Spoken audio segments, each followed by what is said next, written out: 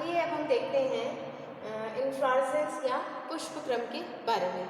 सबसे पहली चीज़ जो पुष्पक्रम होता है वो होता क्या है। पुष्पक्रम जो होता है इसका मतलब है कि अक्ष पर पुष्पों का जो विन्यास होता है उसे पुष्पक्रम कहा जाता है। पुष्पक्रम 3 प्रकार का होता है। सबसे पहला प्रकार है रेसिमोज या असीमाक्ष। दूसरा प्रकार जो होता है उसे साइमोज या ससीमाक्ष कहा जाता है। और तीसरा जो प्रकार होता है उसमें स्पेशल टाइप के जो इन्फ्लोरेसेंस होते हैं वो आते हैं। तो सबसे पहले हम रेसिमोज या असीमाक्ष प्रकार का जो पुष्पक्रम है उसके बारे में अध्ययन करेंगे। इसके भी कई प्रकार होते हैं। इसमें नंबर 1 है रेसीम या असीमाक्ष, यानी कि इसे असीमाक्षी असीमाक्ष भी कहा जाता है। सरसों का जो पौधा होता है वो हमने सबने देखा होगा, हम लोग प्रैक्टिकल में भी इसे करते हैं। इसका जो इन्फ्लोरेसेंस होता है इसमें जो रेसिमोज या असीमाक्ष है, असीमाक्ष का मतलब ही यही है कि इसका जो अक्ष है उसकी कोई सीमा नहीं है, यानी कि अक्ष पर पुष्प लगते जा रहे हैं और ये लंबा होता जा रहा है, यानी कि पुष्प लगने के बाद अक्ष की जो वृद्धि है वो सीमित या खत्म नहीं होती है, बल्कि जैसे जैसे पुष्प लगते जाते हैं वो पुष्पक्रम ऊपर की तरफ लंबा होता जाता है। असीमाक्ष या रेसिन टाइप जो कि ब्रेसिका में पाया जाता है, इसमें सबसे पुराना या जो मैच्योर पुष्प होता है वो सबसे नीचे की तरफ लगा होता है। उसके बाद धीरे धीरे नए पुष्प इस पर लगते जाते हैं। सबसे ऊपर की तरफ नए नए पुष्प या बहुत छोटे जो पुष्प बड़ अवस्था में होते हैं वो लगे रहते हैं। दूसरा जो प्रकार है जिसे कहा जाता है स्पाइक या शूकी। तो स्पाइक जो होता है इसके अंदर पुष्पों का क्रम उसी तरह से होता है, केवल फर्क ये होता है कि यहाँ पर जो पुष्प है वो सवृंत है, जबकि यहाँ पर जो पुष्प है वो अवृंत है। अवृंत है, और ये तो मैंने आपको दिखाने के लिए इतने दूर दूर फ्लावर्स बनाए हुए हैं, लेकिन जैसे कि एमेरंथस है, चौलाई है, हम लोगों ने सभी ने देखा है, इसमें फ्लावर इतने पास पास लगे रहते हैं कि ऐसे लगता है जैसे एक गुच्छे में फ्लावर जो है वो लगे हुए हैं। इसमें भी जो सबसे पुराना या मैच्योर फ्लावर है वो नीचे की तरफ होता है और सबसे नए फ्लावर जो होते हैं वो ऊपर की तरफ होते हैं। तीसरा प्रकार है स्पाइकलेट या अनुशुकी। ये प्रकार पॉयसी कुल में पाया जाता है और सबसे बेस्ट एग्जाम्पल है ट्रिटिगम या गेहूँ। गेहूँ का जो हमने फूल तो फ्लावर तो हम लोग बहुत कम देख पाते हैं, नहीं देखा होगा। ये इसकी एक मैंने बाली बना रखी है, इसमें देखिए जिस तरह से ये बीज लगे हुए हैं उसी तरह से इसमें फ्लावर लगे रहते हैं। जब इसकी इंटरनल स्ट्रक्चर देखेंगे तो ये फ्लावर का अक्ष है, अक्ष पे ये ब्रैक्ट लगे हुए हैं और ब्रैक्ट के अक्ष में आवृंत फ्लावर उपस्थित होते हैं। और ये ब्रैक्ट जो होता है वो इतना बड़ा होता है कि ये उस पूरे बीज को या उस फ्लावर को ढक देता है और इसके अग्र सिरे से ये इस तरह की शूकमय संरचना बनी रहती है। तो ये था ट्रिटिकम में अनुशुकी या स्पाइकलेट का प्रकार। आइए अब हम देखते हैं अगले प्रकार के बारे में। जो अगला प्रकार है उसका नाम है कैटकिन या मंजरी। जो मंजरी होता है इसमें पुष्प जो होते हैं वो अवृंत होते हैं और ये जो पूरा पुष्पक्रम है वो नीचे की तरफ लटकता हुआ रहता है। साथ ही इसमें पुष्प जो होते हैं वो एक लिंगी होते हैं। इसका सबसे अच्छा एग्जाम्पल है शहतूत। और इसका जो पुष्पक्रम का जो अक्ष होता है वो पतला और लचीला कमजोर होता है। दूसरा है नेक्स्ट जो प्रकार है उसे कहते हैं स्पैटिक्स। स्पैटिक्स जो होता है वह स्पेसिफिकली मोनोकॉट जैसे कि केला या पाम जो प्लांट्स होते हैं उसमें पाया जाता है। इनकी खासियत ये होती है कि इसमें एक बड़ा और मजबूत सहपत्र उपस्थित होता है जिसे कि स्पैथ कहा जाता है। स्पैथ ब्रैक्ट का ही मॉडिफिकेशन होता है, ये काफ़ी बड़ा होता है और इसका ये जो पूरा पुष्पक्रम है इसमें अगर हम ऊपर से देखें तो सबसे ऊपर की तरफ फीमेल फ्लावर्स लगे हुए हैं जो कि एक लिंगी है। उसके बाद कुछ बंध्य या स्टेराइल फ्लावर्स लगे हुए होते हैं और सबसे नीचे की तरफ मेल फ्लावर्स लगे हुए होते हैं। सबसे शीर्ष पर अपेंडिक्स उपस्थित होता है और इसमें से अलग अलग क्षयपत्र जो छोटे छोटे होते हैं वो निकलते रहते हैं।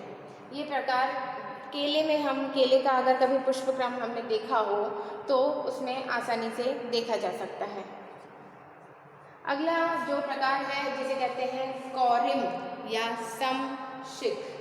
जैसा कि नाम से स्पष्ट हो रहा है, समशिख यानी कि ये शिखर पर या सबसे ऊपर की तरफ एक समान लंबाई के हैं। इसमें जो पुष्पक्रम का जो अक्ष है वो छोटा है और पुष्प जो है वो अग्राभिसारी क्रम में ही लगे हुए हैं, परंतु इनका जो वृंत है वो पुराने जो पुष्प हैं उनका वृंत लंबा है, उसके बाद इनके वृंत की लंबाई जो है वो छोटी होती जा रही है। इस वजह से ऊपर से देखने में क्या लगता है, ये सारे के सारे जो पुष्प होते हैं वो एक ही लाइन में लगे हुए दिखाई देते हैं, इसीलिए इसे कॉरिम या समशिख कहा जाता है। इसका सबसे अच्छा एग्जाम्पल होता है आइबेरिस के अंदर। अगला प्रकार है अम्बेल या छत्रक। जैसे छाते के अंदर हम देखते हैं कि जो है कि बहुत सारी तीरियां सी निकली रहती हैं और वो बाहर की तरफ खुली हुई होते हैं, तो ये एक तरह से एक उल्टा छाता बना लो। ये एग्जाम्पल जो होता है ये कोरिएंडर जो कि धनिया है या सौंफ है, इसमें पाया जाता है। अब इसमें देखिए ये ब्रैक्ट हैं जो कि समूह में लगे हुए हैं, इसीलिए इसे इनवॉल्यूकर कहा गया है। उसके बाद इन सभी पुष्पों की उत्पत्ति एक ही जगह से हो रही है, साथ ही इनके जो पुष्प वृंत हैं वो समान लंबाई के हैं। समान लंबाई के होने की वजह से ये सभी एक लाइन में आ गए हैं। यहाँ पर क्या था, इनके जो पुष्प वृंत थे वो सबसे पहले बनने वाला पुष्प है उसका पुष्प वृंत लंबा होगा और उसके बाद पुष्प वृंत की लंबाई जो है वो छोटी होती जा रही है।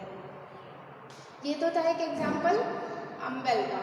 अब देखते हैं कि कंपाउंड अम्बेल। कंपाउंड अम्बेल जो होता है उसके अंदर एक ही स्थान से बहुत सारी शाखाएं निकली हुई हैं और प्रत्येक शाखा के ऊपर एक छत्रक लगा हुआ है, इसे कंपाउंड अम्बेल कहा जाता है। अगला जो प्रकार है इसका नाम है कैपिटुलम। कैपिटुलम जिसे हिंदी में मुंडक भी कहा जाता है। ये एक तरह से एक कंपाउंड या संयुक्त प्रकार का पुष्पक्रम होता है। इसमें जो अक्ष होता है वो संकुचित होकर एक छोटे से रिसेप्टेकल का रूप ले लेता है और ये बिंबनुमा जो संरचना होती है, इस संरचना के ऊपर परिधि की तरफ अर फ्लावर या रे फ्लोरेट्स उपस्थित होते हैं, जबकि सेंटर की तरफ जितने भी फ्लावर उपस्थित होते हैं वो बिंब फ्लावर या टेस्ट फ्लावर कहलाते हैं। बिंब फ्लोरेट यानी कि पुष्पक कहलाते हैं, क्योंकि ये एक संयुक्त प्रकार है। तो अंदर की तरफ जो पुष्प उपस्थित हैं वो फीमेल होते हैं, जबकि बाहर की तरफ जो पुष्प उपस्थित होते हैं वो मेल होते हैं, और इसीलिए इसमें जो सीड का निर्माण होता है वो केवल सेंटर की तरफ होता है। इसका सबसे अच्छा एग्जाम्पल जैसा कि हमने सनफ्लावर के अंदर देखा होगा, सनफ्लावर का पुष्प जो होता है वो हमने सभी ने देखा हुआ है, जिसमें हमें किनारे की तरफ येलो कलर के रे फ्लोरेट्स दिखाई देते हैं और सेंटर की तरफ जो हमें ब्राउन कलर के बिंब फ्लोरेट दिखाई देते हैं। बिंब फ्लोरेट जो होते हैं इसमें मेल रिप्रोडक्टिव ऑर्गन उपस्थित होता है। कैपिटुलम जो होता है वो भी दो प्रकार का होता है, अलग अलग प्रकार का हो सकता है। जैसे कि कुछ ऐसे फ्लावर होते हैं जिसके अंदर केवल बिंब फ्लोरेट ही पाए जाते हैं, और कुछ ऐसे फ्लावर होते हैं जिसके अंदर रे फ्लोरेट ही पाए जाते हैं। जैसे कि इसका हजारा जिसे बोलते हैं, गेंदे का फूल जो हमने देखा होगा, उसके अंदर सारे के सारे जो पत्ते होते हैं या मतलब फूल के जो फ्लोरेट होते हैं वो येलो कलर के दिखाई देते हैं, यानी कि वो सभी रे फ्लोरेट हैं, और उनमें सभी में नर व मादा यानी कि वो द्विलिंगी होते हैं। इसमें नर व मादा जो दोनों जननांग पाए जाते हैं। यहाँ पर जो बिंब फ्लोरेट है इसमें भी नर व मादा दोनों प्रकार के जननांग उपस्थित हैं। इसका एग्जाम्पल मैंने आपको बता दिया जो है कि हजारा या गेंदे में, जबकि ये जो होता है नलिकाकार होता है ये एजिरेटम में पाया जाता है। तो इस तरह से हमने अभी तक जितने भी जो असीमाक्ष पुष्पक्रम है उनके बारे में अध्ययन किया। अब आगे हम देखेंगे कि जो ससीमाक्ष या साइमोस जो पुष्पक्रम होता है वो कौन कौन से प्रकार का होता है। अब हम देखेंगे साइमोस या ससीमाक्ष प्रकार के पुष्पक्रम के बारे में। तो जैसा इसमें भी नाम से पता चल रहा है ससीमाक्ष, यानी कि इसमें जो पुष्प का अक्ष है, जो जहाँ पर कि फ्लावर लग रहे हैं उसकी जो वृद्धि है वो सीमित वृद्धि होती है, यानी कि जब वहाँ पर एक बार फ्लावर लग गया तो उसके बाद वो अक्ष लंबाई में नहीं बढ़ेगा। इसके जो अलग अलग प्रकार हैं उसमें देखते हैं। सबसे पहले मोनोकेशियल साइन या एक शाखी ससीमाक्ष। इसका सबसे अच्छा एग्जाम्पल होता है बोगनवेलिया के अंदर। बोगनवेलिया के अंदर जो हमने देखा है वाइट कलर का या पिंक कलर के, तो उसके जो ब्रैक्ट होते हैं, इसके अलावा इसके अंदर जो फ्लावर होते हैं वो ट्यूबुलर फ्लावर होते हैं और ये हमेशा 3 की संख्या में लगे रहते हैं। इसमें पहला जो फ्लावर होता है वो इसके सेंटर में लगता है और जब यहाँ पे ये फ्लावर लग गया, यानी कि इस अक्ष की वृद्धि जो थी वो खत्म हो गई, तब इसके साइड में दोनों तरफ जो होते हैं कि एक एक फ्लावर लग जाते हैं, इसीलिए इसे एक शाखी ससीमाक्ष कहा गया है। दूसरा प्रकार है मोनोकेशियल हेलिकॉइड साइन।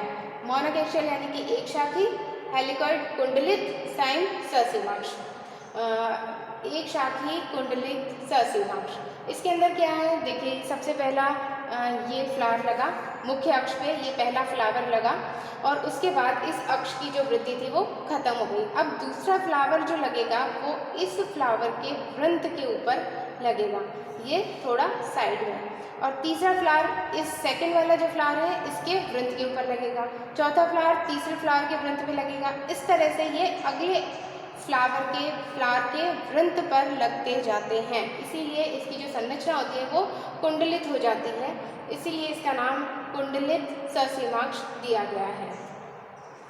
अगला प्रकार है मोनोकेशियल स्कॉर्पियोइड साइन। स्कॉर्पियोइड यानी कि वृश्चिक और साइन यानी ससीमाक्ष। इसके अंदर क्या होता है कि जो पहला फ्लावर है ये अक्ष पर लगा, वृद्धि रुक गई। अब इसके राइट हैंड साइड पे एक दूसरा फ्लावर लगेगा और इसकी वृद्धि भी रुक जाएंगी, लेकिन जो तीसरा फ्लावर होगा वो इस फूल के दूसरी साइड में लगेगा, यानी कि ये एक दूसरे के अपोजिट अल्टरनेट कंडीशन में फ्लावर लगते जाते हैं, इसीलिए इसका जो अक्ष होता है वो सीधा प्रतीत होता है। और अगर नॉर्मली हम देखें तो ऐसा लगता है कि सीधे फ्लावर के ऊपर असीमाक्षी प्रकार से पुष्पक्रम बना हुआ है, जबकि वो वास्तविक रूप से ससीमाक्षी होता है और इसके जो फ्लावर होते हैं वो एक दूसरे के वृंत के ऊपर लगे होते हैं। अब हम देखते हैं दूसरा प्रकार जिसका नाम है डाइकेशियल साइन, यानी कि द्विशाखी ससीमाक्ष। तो इसमें क्या होता है, जैसे कि मुख्य अक्ष के ऊपर एक फ्लावर लगा और उसके बाद इसकी वृद्धि रुक गई। अब इसका जो वृंत है इससे 2 फ्लावर दोनों अपोजिट डायरेक्शन में लगते हैं। अगले जो फ्लावर होंगे वो इस फ्लावर के वृंत पे लगेंगे, लेकिन हमेशा पेयर में लगेंगे, इसीलिए इसे डाइकेशियल साइन नाम दिया गया है। ये कैरियोफिलेसी जो फैमिली होती है उसके अंदर पाया जाता है। नेक्स्ट है मल्टीकेशियल साइन, यानी कि इसमें बहुशाखीय, जैसे कि ये एक वृंत है, पहला फ्लावर यहाँ पर लगा, इसके बाद इसकी लंबाई रुक गई और उसके बाद इसके वृंत से एक ही जगह से बहुत सारे फ्लावर निकले। अब प्रत्येक से बहुत सारे फ्लावर एक ही जगह से निकलेंगे। ये एग्जाम्पल जो होता है वो कैलोट्रोपिस के अंदर पाया जाता है। अब हम पुष्पक्रम का तीसरा प्रकार जो कि विशिष्ट या स्पेशल प्रकार का पुष्पक्रम है उसके बारे में पढ़ेंगे। सबसे पहला जो प्रकार है जिसे कहा जाता है वर्टिसिलास्टर या कूट चक्र। वर्टिसिलास्टर पुष्पक्रम जो होता है वो ऑसिमम के अंदर पाया जाता है। ऑसिमम या तुलसी हमने सभी ने देखा होगा घर में। इसका जो पुष्पक्रम होता है वो इस तरह का होता है, यानी कि एक लंबी सी एक शाखा है और इसके ऊपर गुच्छे में इस तरह से पुष्प लगे रहते हैं। ये देखने में ऐसा लगता है कि ये इस शाखा के ऊपर चक्र में ये पुष्प लगे हुए हैं, जबकि वास्तविक स्थिति में क्या होता है ये आइए ये देखते हैं। ये इसके मुख्य अक्ष है जहाँ पर कि पुष्प लगने हैं। इस मुख्य अक्ष पर 2 फ्लावर लगते हैं, एक इधर की तरफ और एक इधर की तरफ, यानी कि ये डाइकेशियल या द्विशाखी है। जब ये फ्लावर यहाँ लग गए तो इस फ्लावर के वृंत के ऊपर दूसरे फ्लावर लगते हैं। दूसरा फ्लावर ऐसे लगा ये, और तीसरा फ्लावर जो है वो इस वृंत के ऊपर लगा इस तरह से।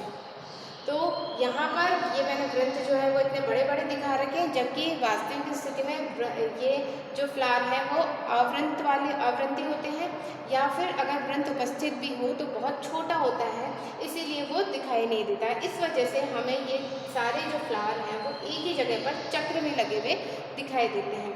इस कारण से इस पुष्पक्रम का नाम कूट चक्र या वर्टिसिलास्टर दिया गया है। अगला जो प्रकार है इसे कहते हैं हाइपेंथोडियम। हाइपेंथोडियम जो होता है वो फाइकस स्पीसीज जैसे कि अंजीर, बरगद, पीपल इनमें पाया जाता है। तो इसमें क्या होता है कि सभी पुष्प के जो सहपत्र होते हैं वो मिलकर एक कपनुमा रिसेप्टिकल बना लेते हैं, और इस कपनुमा रिसेप्टिकल का जो ऊपरी भाग होता है वो एक छिद्र द्वारा खुला रहता है जिसे कि ऑस्टियोल कहते हैं, लेकिन ये छिद्र भी ब्रैक्ट द्वारा ढका रहता है। इसीलिए बाहर से देखने पर ऐसा प्रतीत होता है कि इस संरचना का कहीं से भी कोई ओपनिंग या द्वार नहीं है। इसमें अंदर की तरफ मेल, फीमेल व स्टेराइल फ्लावर होते हैं। ओस्टियोल के पास में मेल फ्लावर होते हैं। बीच वाला जो भाग होता है यहाँ पर स्टेराइल फ्लावर्स होते हैं, और जो नीचे वाला पार्ट होता है वहाँ पर फीमेल फ्लावर्स होते हैं। अंजीर के लिए या इन सब चीज़ों के लिए देखा जाता है कि सभी कहते हैं कि भैया अंजीर का जो फूल है वो किसी ने नहीं देखा है, या गूलर का जो फूल है वो किसी ने नहीं देखा है। तो क्योंकि वो बिल्कुल बंद होता है, और इसमें जो परागण है, परागण जो होता है वो कीट द्वारा होता है। तो ये जो कीट होता है, जो चींटी या चींटी से भी बहुत छोटे छोटे होते हैं, वो इस छिद्र के द्वारा अंदर जाते हैं, और अंदर जाके जैसे ही वो यहाँ से घुसते हैं तो इनके जो बैक सरफेस होती है वहाँ पे वो मेल फ्लावर से रगड़ खाती है, और यहाँ से जो परागण होते हैं वो फीमेल फ्लावर के ऊपर गिरते हैं, और फिर परागण की क्रिया संपन्न होती है। और ये जो स्टेराइल फ्लावर्स होते हैं उनका कार्य होता है इन कीटों के लिए रहने के लिए जगह प्रदान करना, साथ ही इनके अंडे और लार्वा वगैरह भी यहाँ पर इन फ्लावर को खाकर या यहाँ पर रहकर सुरक्षित रहते हैं। तो ये था हाइपेंथोडियम प्रकार। तीसरा जो प्रकार है इसे कहते हैं साइथियम। साइथियम प्रकार जो होता है वो यूफोर्बिया पंचेरिमा में पाया जाता है, या यूफोर्बिया हिर्टा में भी, जो कि एक घास होती है जिसे दूधी घास कहते हैं, उसमें ये हम आराम से देख सकते हैं। इसमें भी क्या होता है, बेसिकली जो जितने भी ब्रैक्ट हैं वो सारे मिलकर एक कपनुमा संरचना बना लेते हैं। इस कपनुमा संरचना में अंदर की तरफ मेल फ्लावर लगे रहते हैं, और इन मेल फ्लावर का अरेंजमेंट भी जिग जैग या स्कॉर्पियोइड कंडीशन में होता है। स्कॉर्पियोइड का मतलब इस तरह से लगे होते हैं, यहाँ पे एक फ्लावर, यहाँ दूसरा फ्लावर, यहाँ तीसरा, चौथा, पांचवा और छठा, ये इस तरह से। तो ये इस क्रम में यहाँ पे मेल फ्लावर जो है वो लगे हुए हैं। इसके बाद फीमेल फ्लावर जो होता है वो शुरुआत में तो अंदर रहता है, लेकिन जब ये मैच्योर हो जाता है यानी कि इसमें परागण हो जाता है तो ये लंबा होकर इस रिसेप्टिकल या ये जो कपनुमा संरचना है इससे बाहर आ जाता है।